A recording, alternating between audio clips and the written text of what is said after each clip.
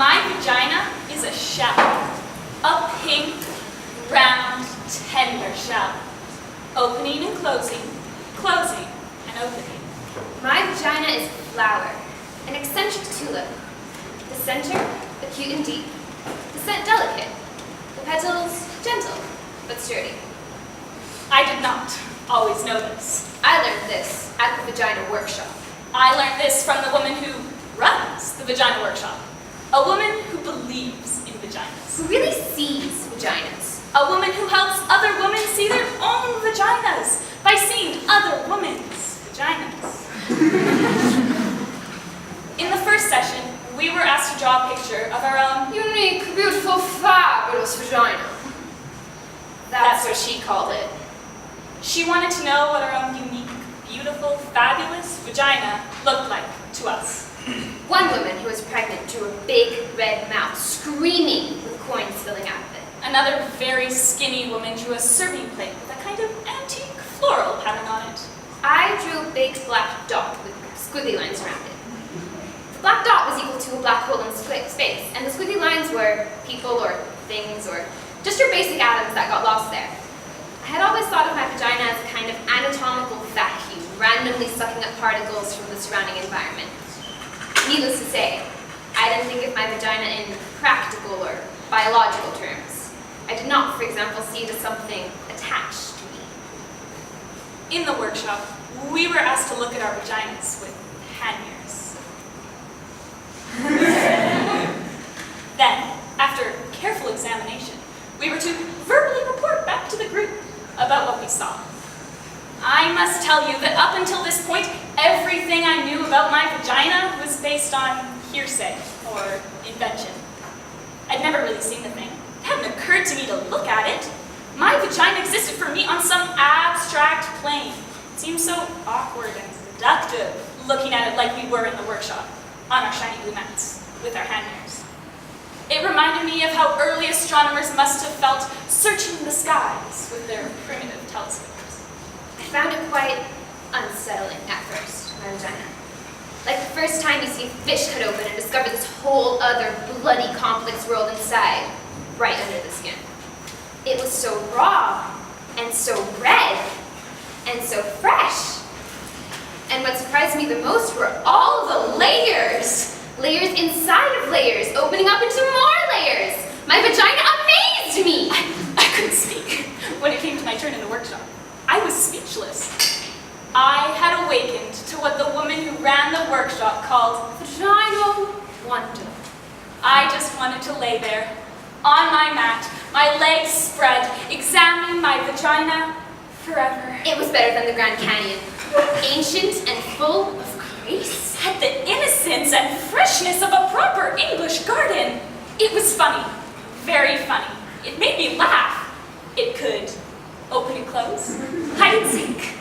Then the woman who ran the workshop asked how many women in the workshop had had orgasms.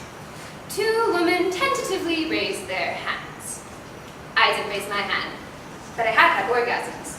I didn't raise my hand because they were accidental orgasms. They happened to me.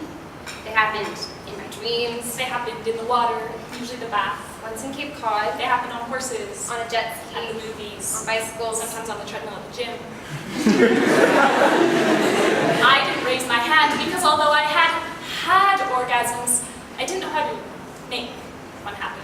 I thought it was a mystical, magical thing. I didn't want to interfere. It felt wrong getting involved, contrived, manipulative. It felt Hollywood. The surprise would be gone, and the mystery? The problem, of course, was that the surprise had been gone for 2 years now. I hadn't had a magical, accidental orgasm in a long, long time. And I was frantic. That's why I was in the workshop. And then the moment arrived that I had both dreaded and longed for. The woman who ran the workshop asked us to take out our hand mirrors again and see if we could locate our clitoris. We were there, us women, on our backs, on our mats, searching for our spots, our locus, our reason. And I don't know why. But I started crying. Maybe it was sheer embarrassment. Maybe it was knowing I had to give up on the fantasy, the enormous, life-consuming fantasy that someone or something was going to do this for me. That someone was coming to lead my life, to choose direction, to give me orgasms. I could feel the panic coming.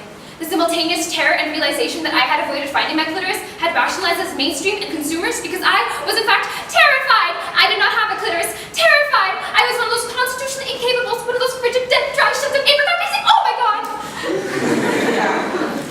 I lay there, reaching with my fingers. And all I could think about was that time when I was 10 and I lost my gold ring at the bottom. How I kept diving over and over to the bottom of the lake, running my hands over fish and rocks and bottle caps and slimy stuff, but never my ring. The panic I felt, I knew I would be punished. The woman who ran the workshop saw my insane, sweaty, scrambling, and heavy breathing. She came over, and I told her, It's gone, I've lost my clitoris, I shouldn't have avoided swimming! The woman who ran the workshop laughed. She calmly stroked my forehead.